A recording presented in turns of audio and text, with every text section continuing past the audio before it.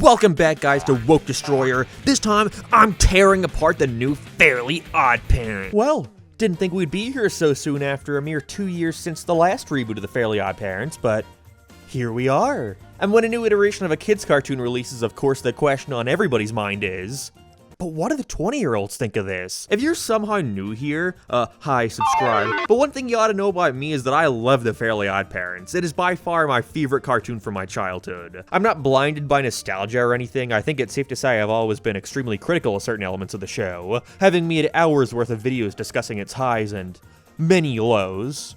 Enough to make an entire compilation out of it over on my Sleep channel. Go check it out if you want a refresher as to where I stand. Because that video ends with me discussing the, at the time, newly announced reboot of the franchise. Again, a bunch of stuff leaked from the production of what we now know as A New Wish, along with Butch accidentally revealing it to me when I interviewed him a couple years back. But I think it was surprising for most, considering the last reboot of the Fairly OddParents wasn't even a year old at the time. Fairly Odder set everybody's expectations as low as humanly possible, and so I think the mere mention of this series being animated right off the bat reassured a lot of folks. But I was still concerned, mainly whether or not the voice of the original show would be kept alive through this new iteration. I really love how simple the Fairly OddParents is in concept. It's so basic that it's one of the only cartoons that I think can be milked to death with countless continuations for years to come, featuring a miserable kid being gifted a pair of fairy godparents, Cosmo and Wanda, who can grant their every wish as long as they fall under their rules, all under the guise of helping them to learn lessons and grow to be a better person. And so we're here! The first batch of episodes have released. I haven't seen too many folks talking about it yet, but I think that's more so a result of it not being on streaming yet. Episodes currently only airing on TV. But I know a lot of you are eager to hear my initial thoughts on the show, so here we go. Yahoo! I've been extremely critical of the franchise in the past, mainly in regards to its later seasons and how they disregard the consistent rules and logic the show ran by, with them mainly restricting the series into becoming a lame sitcom about the same four fan-favorite characters quoting catchphrases to each other. And so I was absolutely ready to go into this series with an open mind. I'm done with Timmy, I'm done with Mom and Dad and Vicky always giving him commands. All I could ever want from a sequel series is to keep the magic, for lack of a better term, alive, while taking it in a new direction with a new kid and new cast of characters. And so how did A New Wish fare? Well, that's what the video's for. You think I'm gonna give the answer right here? One of the aspects I was most curious about would have to be why this new girl, Hazel, was given fairy godparents in the first place. The original show, coming out in the early 2000s, was extremely mean-spirited and cynical, with Timmy getting fairy godparents because everybody in his life shat on him consistently. His mom and dad didn't give a shit about him, his babysitter abused him basically, he got bullied at school, he had barely any friends. Timmy's life fucking sucked. But it works because it's an exaggerated way of how a kid would see their life. The world just being against them. And so I don't literally need the main character to be abused by the world around them in order for being given Cosmo and Wanda to make sense. I just wanted them to avoid the pitfall that Fairly Odder immediately fell into, where that girl, don't remember the name, was given fairy godparents because she was nervous about moving.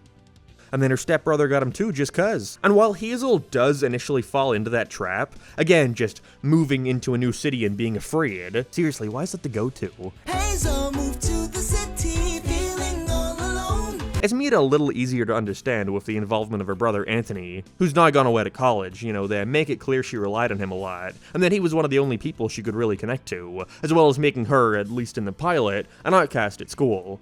And so in that regard, it's fine. I understand things can't be pushed as far as they once could. I mean, did you see the Proud Family reboot? People were furious that she got locked outside the house in an episode. I love the intro a lot. Again, Fairly Odder did a really poor job at imitating the original. It's too late when you were a kid with Fairly OddParents in real life. Super Mario in real life. But here I think they do a pretty good job at keeping it in line with the OG show while still having it stand on its own.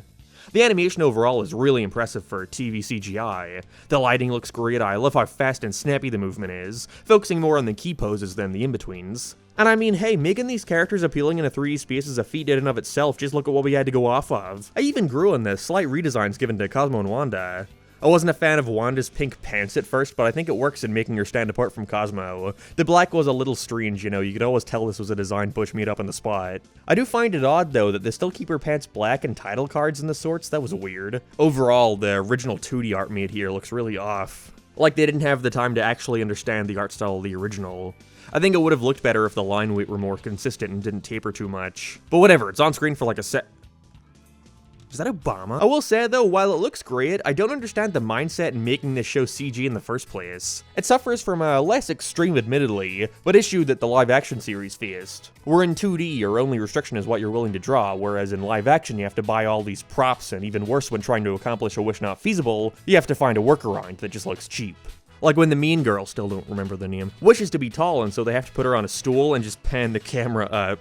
Similarly, in 3D, you have to model every single thing, and I imagine that restricted a bunch of what they wanted to do. I don't know if this was a joke or not, I might be misremembering, but I recall seeing an artist for the show tweet about how they wanted Jorgen to have 2 donkeys or something with him as pets all the time, but couldn't afford to model them. But whether or not that's true, you can really feel the restrictions at times. Like in the intro, I imagine in the Wish rundown, Hazel specifically mentions the penny farthing and dinosaur because those are models that were required in 2 of the scripts already. It's not a huge deal, more so just something I noticed.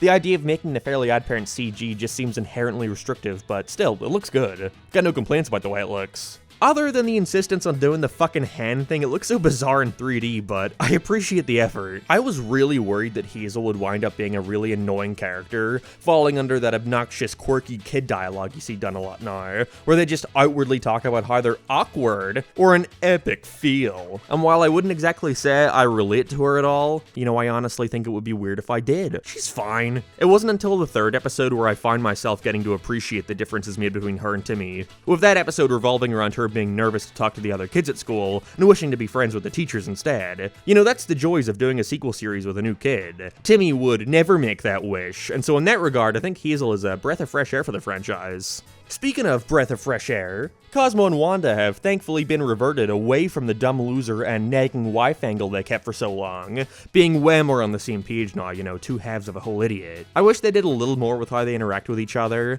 After the pilot, they're mainly just talking to Hazel and not really each other, which makes it feel like missed potential here. But they're great, I can't complain. Also noticed a little poof cameo in their apartment. Ooh, foreshadowing. So far, the secondary cast has been nothing special. Not like I can say the original series had many standout characters either, but so far none of them have been making any long-lasting impression. Hazel's parents are just kind of there. Out of the episodes I watched, they've only appeared in the pilot where they just stand around. Her classmates are pretty annoying for the most part.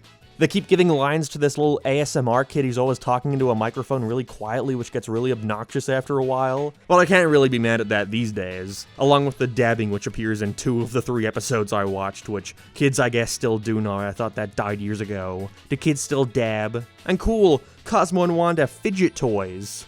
Par for the course, I guess.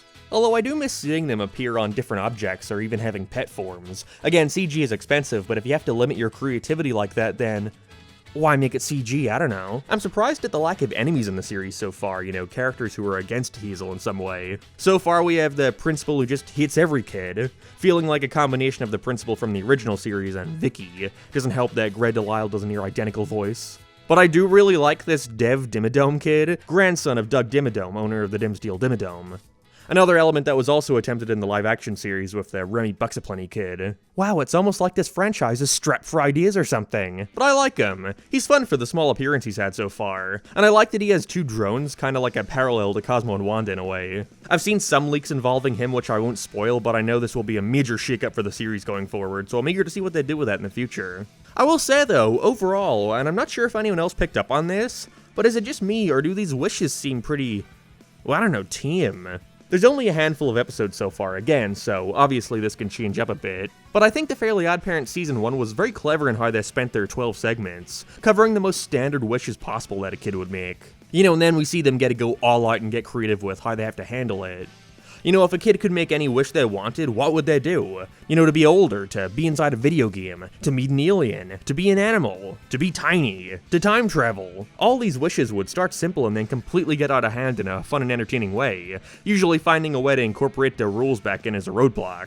Like if he doesn't become young again, he can't have godparents, but oh no, he can't wish because he's not a kid anymore. He can't wish away the alien because it's fallen in love with his babysitter and you can't interfere with love. If they don't get out of the video game, they die. This more grounded tone they have here doesn't not work, but I'm hoping we see them find themselves in more higher stakes scenarios in the future. You know, you can wish for anything. I want to see what mileage they can get out of that over just being friends with their teachers. The original series struck a balance between high-stake, action-y wishes and simple slice-of-life stuff like Wish Too Far, which is all about Timmy learning not to take advantage of those around him. He had a little lesson to learn, and he could only do that through getting Cosmo and Wanda. It was sweet. I'm glad they revisited that element here with the teacher episode showing Wanda know this was a bad idea from the start, but Hazel has to experience what happens to learn that lesson. I like that a lot. I'm just hoping the stakes can be higher than, we are going to fail the test and repeat the year. Because all Hazel needs to do here is undo the wish. I've seen a couple future episodes, like one in a hotel that seems to have this exact same issue, where the problem is just solved by wishing for it, and so I hope to see them incorporate more roadblocks for them in the future. You know, they haven't even established in the show yet that Hazel can't let anyone see Cosmo or Wanda or else they'll go away forever, and she'll forget they ever had them. And the rules used to increase the stakes. I like that half the time Timmy had to use his wits to get himself out of problems. But again, that's very minor and could be fixed in the future, who knows. Another thing I'm fairly mixed on would have to be the references to the original show. There's a mix of both good ways to do it, and other times where they just stop things to point out that they are indeed referencing the original. I've always wanted to go to space! Again? Why did they redraw all these? That's just stock art of Wanda up there. Sometimes a reference works because it serves a purpose, you know, like when Cosmo briefly references their previous godchild, and how they felt like they were trapped in a fishbowl for 20 years. It works because it's actually in service of something. We then get to learn that Cosmo and Wanda were with Timmy until he was 17, which was like some new info. I like that, it's sweet. But you know, if they really wanted a clever way of bringing back Timmy, they could just like have Hazel go back into Cosmo and Wanda's Hall of Timmy in the castle and bring him out of the painting like he did with the other kids. Could even be a neat character thing where we see Timmy sad or even slightly jealous at the idea that Cosmo and Wanda moved on from him, before being reassured that they'd never forget him or something. I don't know, that's just wishful thinking on my part, I guess. Feels like they want to veer as far away from Timmy as possible, but if that's the case, I have to question why Timmy is fucking everywhere in this show. I like a callback with purpose more than just having Timmy iconography all over the place.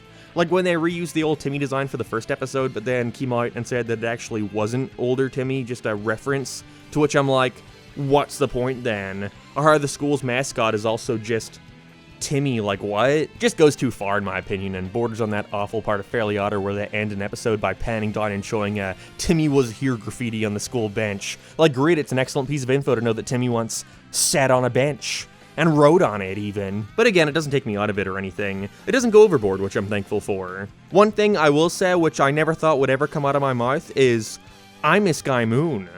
The sound design of A New Wish is clearly attempting to invoke a similar feel as the original with a lot of jazz and sorts. Again, the intro sounds fantastic, but in the episodes themselves, I just don't think they go far enough.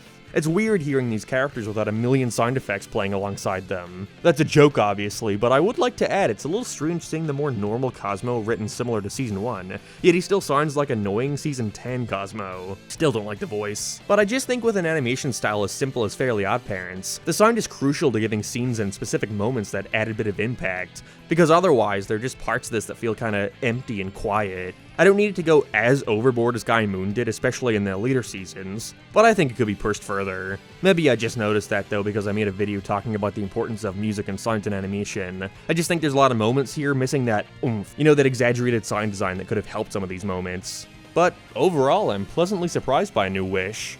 It's not the most epicest cartoon I've ever seen or anything, and I certainly have my issues with it, but I don't think it's bad at all. It's pretty enjoyable as a matter of fact. Something I have to remember is that the original series never really hit its stride until 2 or 3 seasons in, and so I'm hoping this show is given the time to actually get to that point where it can try something grander. Sadly, I doubt it though. The original came out at the peak of Nickelodeon in my opinion, specifically in regards to how much money they were willing to pump into a series. You know, Fairly OddParents was given like 2 to 3 major specials every season for a while. But even if that second season never comes and the series ends after the first, so far I'll say I'm excited to see where they go with this. You can really tell a lot of effort went into this as well as a lot of love for the original. And I hope that pays off because it's nice to know that kids today are going to get to grow up with a series very important to me. I'll probably do a full season review once it's out, so look forward to that. But for now, seriously, why Obama?